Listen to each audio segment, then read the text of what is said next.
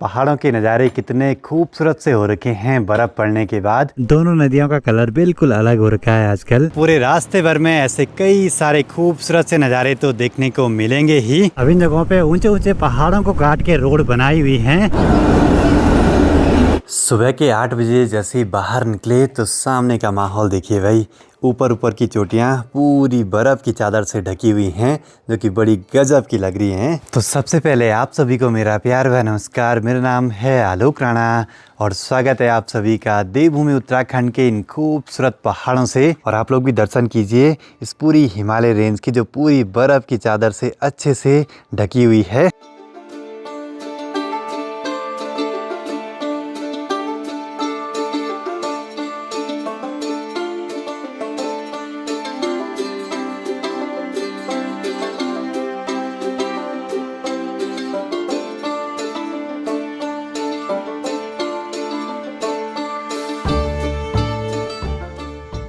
देखा आपने पहाड़ों के नज़ारे कितने खूबसूरत से हो रखे हैं बर्फ़ पड़ने के बाद। बाकी मोमटी के इस दरवाजे का नाप मैंने कल निकाला तो था, लेकिन वो मैंने सेंटीमीटर में निकाला था, तो इंच में ले जाएंगे एक्यूरेट नाप टक्कर टू टक्कर, जिससे कि कोई भी दिक्कत ना हो बाद में फिट करने में। ये वाला दरवाज़ा हम ले आएंगे WPC वाला, देखते हैं ट्राई करके।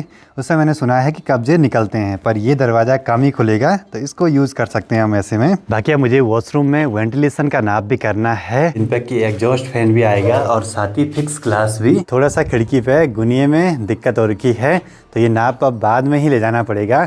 पहले वो सारा कुछ बिल्कुल गुनिये में ठीक करवाना पड़ेगा, नहीं तो फिर बाद में उस पर खिड़कियाँ फिट नहीं होंगी अच्छे से। टाइम 10:25 हो रहा है। अब जाके मैं तैयार हुआ हूँ शहरों की तरफ जाने के लिए। बाकी जैसे जैसे दिन बढ़ रहा है तो यहाँ की बर्फीली चोटियाँ भी दिखाई देने लगी हैं बड़ी गजब की। बाकी माँ को भी जाना है परवाड़ी वाले घर पे, तो मेरे साथ ही चलेंगे। बाकी अब फटाफट से यहाँ घर के काम निपटाने हैं, जिसके लिए शहरों की तरफ जाना बड़ा जरूरी है। सामान सारा वहीं से ले आएंगे। हर हर महादेव। तो करते हैं आज के इस खूबसूरत से सफर की शुरुआत अपने मनसुना मार्केट से देहरादून की ओर, जो कि लगभग है 214 किलोमीटर के आसपास। बाकी अब कुछ दिनों के बाद पहाड़ों की तरफ आएंगे, तब तक ये वाली जो बर्फ पड़ी है ताजी ताजी, ये पिघल के काफी ऊपर चले जाएगी। तो माँ का स्टेशन आ गया है, माँ को जाना है परवाड़ी वाले घर पे। चल ओ ठीक ठीक। माँ की बस एक ही बात रहती है कि खाना खा लेना रास्ते में।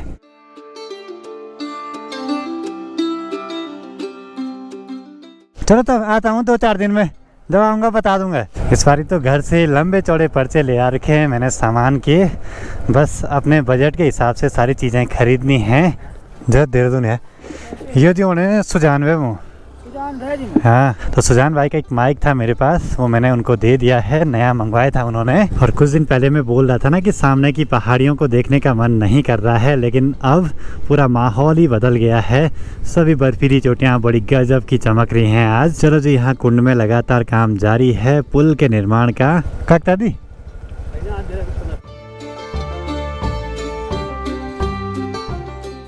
थोड़ा सा आगे बढ़ते हुए अभी पहुंचा हूं हाट गांव के पास में। सामने देखिए पीले पीले सरसों के लहलाते हुए खेत, उनके बीच हरा और पीला कलर बड़ा गजब का लग रहा है। और इधर साइड देखिए हिमालय की बर्फीली चोटियां बड़ा गजब का माहौल बना रही हैं ऐसे में।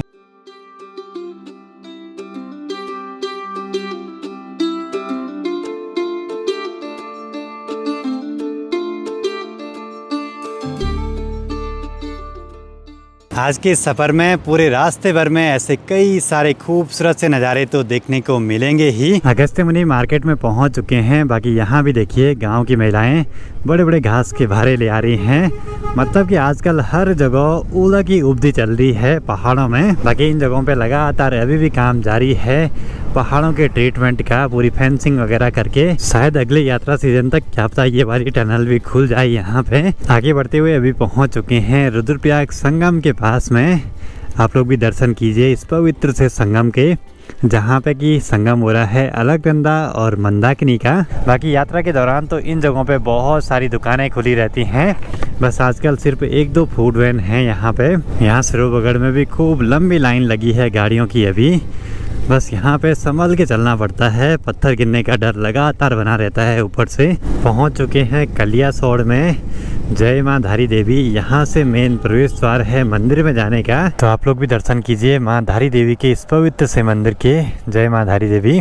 इस जगह का नाम है चमधार और अगर यहाँ से लेफ्ट को निकलूंगा तो रास्ता जाता है सीधे देवलगढ़ के लिए। श्रीनगर से अगर पौड़ी की ओर जाते हैं तो वहाँ से दिखाई देती है सामने हिमालय की पूरी रेंज। बाकी यहाँ से ठीक सामने वो जो ऊंची चोटी दिखाई दे रही है वो है माँ चंद्रवदनी का मंदिर और मेरे इस चैनल पे पहला ट्रैवल व्लॉग वहीं का है। बाकी अब यहाँ से हम एंटर कर रहे हैं टिहरी जिले की सीमा में। अब यहाँ से राइट का रास्ता हमें ले जाता है टिहरी और उत्तरकाशी जिले की ओर, पर हमें हरिद्वार ऋषिकेश की ओर आगे बढ़ते रहना है। ऋषिकेश अब मात्र यहाँ से 85 किलोमीटर की दूरी पे। लंच के टाइम पे अभी पहुँच चुके हैं मुलिया गाँव में। बाकी आज के लिए पूरा हाईवे सुनसान सा लग रहा है, पर यात्रा के टाइम पे बहुत भीड़ रहती है भाई। बाकी हर बार यहीं पे आना होता है लंच वगैरह करने के लिए, क्योंकि यहाँ पे ना ठीक हम टाइम से भी पहुँचते हैं और जो होटल वाले हैं उनसे जान पहचान भी अच्छी है, तो फिर बढ़िया रहता है यहाँ पे आने में। और ऊपर से खाने का स्वाद भी बहुत गजब रहता है। टाइम 2:30 बज चुका है अभी। आज तो अंधेरा हो जाएगा देहरादून पहुँचते पहुँचते। वैसे भी आजकल दिन छोटे। थोड़ा सा आगे बढ़ते हुए अभी पहुँचे हैं संगम नगरी देवप्रयाग में। बाकी आप लोग भी दर्शन कीजिए इस पवित्र से संगम के। और यहाँ पे देखिए दोनों नदियों का कलर बिल्कुल अलग हो रखा है आजकल। सामने से अलकनंदा नदी बिल्कुल शांत रूप से बह रही है। यहाँ से भागीरथी नदी का जल प्रवाह काफी दिखाई दे रहा है और दोनों यहाँ से मिलके माँ गंगा कहलाती हैं। बाकी यहाँ 3 धारा में भी लगातार काम जारी है ऊपर पहाड़ के ट्रीटमेंट का। अब जाके सामने बर्फीले पहाड़ दिखाई देने लगे हैं कुछ। सोचा अगर मौसम क्लियर रहता तो कितनी बढ़िया दिखाई देती वो हिमालय की श्रृंखलाएं। यहाँ आगे लग गया जाम, शायद रुकना ही पड़ेगा। अच्छा, यहाँ पे ऊपर पहाड़ पे काम लगातार जारी है। चलो जी 2 मिनट में ही खुल गया जाम। अब यहाँ देखो लोग कैसी कैसी जगहों पे लगे हुए हैं। सबसे देर में मैं आया वहाँ से और सबसे आगे निकल गया। अब इन जगहों पे ऊंचे ऊंचे पहाड़ों को काट के रोड बनाई हुई हैं, तो इनका ट्रीटमेंट तो बहुत ज़रूरी है क्योंकि छोटे छोटे कंकड़ पत्थर तो गिरते ही रहते हैं लगातार। यहाँ सनसेट से पहले मैंने ऋषिकेश क्रॉस कर लिया है। बस अब टाइम से पहुँच ही जाऊँगा देहरादून तक। पहाड़ों की ओर जाओ तो वहाँ बर्फीले पहाड़ बड़े गजब के लगते हैं और शहरों की तरफ आओ तो जब सनसेट और सनराइज़ के टाइम पे सूरज दूर क्षितिज पे गोल गोल दिखता है ना, वो बड़ा गजब का लगता है। सबसे बढ़िया बात यह है कि यहाँ शहर में आके भी सामने की पहाड़ियाँ काफ़ी क्लियर दिखाई दे रही हैं, मतलब कि धुंध काफ़ी कम है आजकल। तो जी फाटक भी लग गया है, तो अब ट्रेन देखने को भी मिलेगी। हमारे पहाड़ों में तो अभी ट्रेन है नहीं।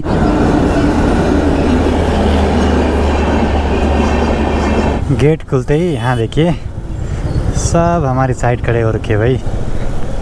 फिर सनसेट भी हो चुका है, बस थोड़ा सा लेट हो गई हमें रास्ते में, नहीं तो बढ़िया सा नज़ारा दिखता सनसेट के टाइम पे।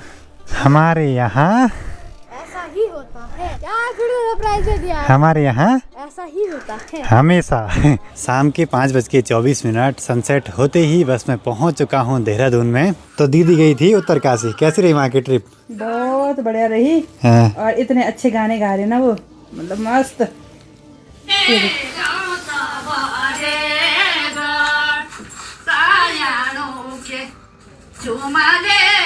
कहाँ के लोग हैं? ये उत्तरकाशी के हैं ना, उत्तरकाशी के हैं, पर उनकी भाषा गढ़वाली में थोड़ा रवाई उनकी मिक्स रहती है, तो हम समझते भी नहीं उनकी भाषा को कैसे बोल रहे हैं। गाना तो समझ में आ रहा है लेकिन बहुत सुंदर आवाज़ है। बाकी इस बारी मुझे भी जाना था उत्तरकाशी, लेकिन घर पे बहुत सारे काम थे। अगली बार मैं भी जाऊंगा मंगसीर बगवाल में, देखूंगा कि वहाँ क्या क्या चीज़ें होती हैं। वैसे दीदी की वीडियो के थ्रू तो देख लिया, लेकिन खुद जाने का तो मज़ा ही कुछ अलग रहता है। बाकी अब इस वीडियो को भी यहीं पे क्लोज करते हैं। वीडियो पसंद आए तो इसको लाइक कीजिए, कमेंट कीजिए और अपने दोस्तों के साथ शेयर कीजिए। मैं आलोक राणा मिलता हूँ आपसे अगली नई वीडियो में। तब तक के लिए जय हिंद, जय भारत, जय देवभूमि उत्तराखंड।